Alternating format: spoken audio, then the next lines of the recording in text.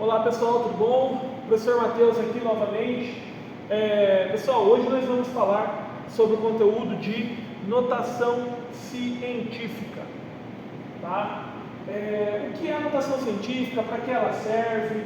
Né? A notação científica ela veio, pessoal, para nos ajudar a representar números que são muito extensos, tá? Sejam eles muito grandes ou muito pequenos. Como assim, professor? Por exemplo, a distância de um planeta até o Sol é uma distância extremamente grande, né? Como que a gente pode representar isso? Se a gente fosse representar isso com a numeração normal, seria um número aí extremamente gigantesco, cheio de zeros, né? Ou, por exemplo, o tamanho de um vírus, né? É um organismo extremamente pequeno, né? Então a sua representação também seria cheia de zeros, né? Então, veio aí para nós uma maneira de a gente representar esses números, sejam eles muito grandes ou muito pequenos, extremamente extensos, né? Para a gente poder fazer essa representação, a gente tem algumas regrinhas que a gente tem que seguir, tá? Todo número escrito na forma de notação científica, ele é da seguinte forma, tá? Ele vai ser expresso da maneira A vezes 10 elevado a N, tá? Onde o nosso A, ele é um número real, tá? E ele não pode ser maior que 10. Ele vai ser um número entre 1 e 9,999999, ok? Bem, e o nosso N, o nosso expoente aqui da potência de base 10, ele vai ser inteiro. Então ele vai ser desde um número negativo a um número positivo, ok? Matheus, mas por que potência de base 10? Por que 10 elevado a N e não um outro número? Porque as potências de base 10, pessoal, elas nos auxiliam na questão de aumentar ou diminuir um número.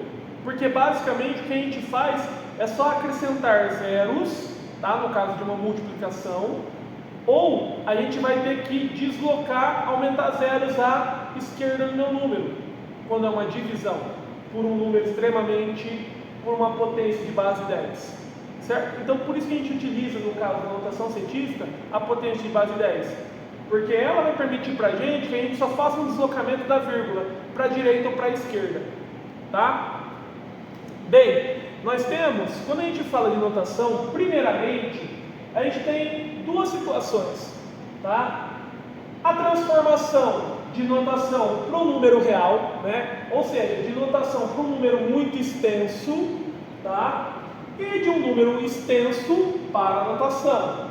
Observem que aqui é fácil da gente confundir para onde eu tenho que movimentar a minha vírgula, tá? Por quê? Quando eu estou indo de notação para um número real, tá? Eu vou movimentar a minha vírgula para a direita quando o meu expoente for positivo.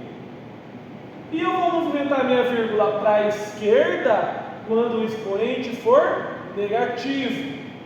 Agora, quando a gente faz a transformação de real para notação, a gente muda isso. Por quê? Aqui eu estou tomando como base um número extremamente grande.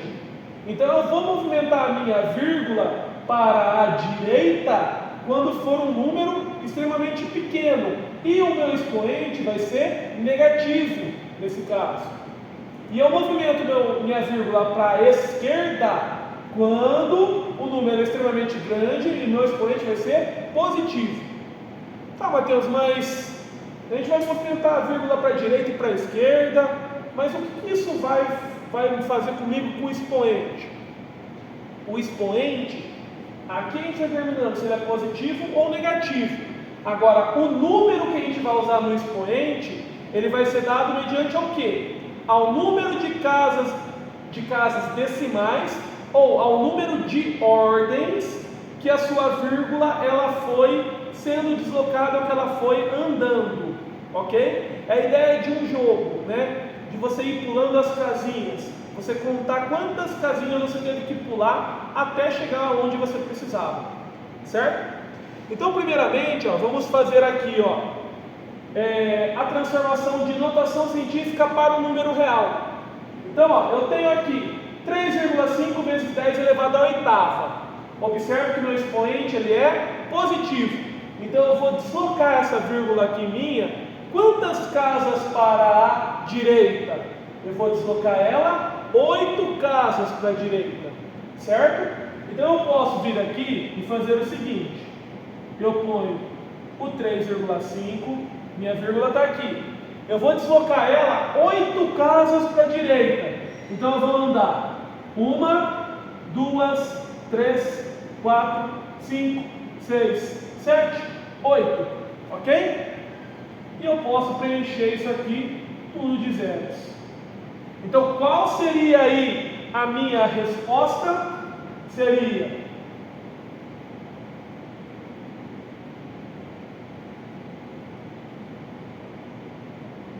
350 milhões, ok? Mesma coisa no de baixo. Só que contudo, agora o meu expoente ele é negativo. Então eu vou deslocar minha vírgula para a esquerda, certo? Então eu vou ter aqui 7,81 e eu vou andar com essa vírgula agora para a esquerda. Quantas casas? 8 casas também, ok? Então vai, 1, 2, 3, 4, 5, 6, 7, 8.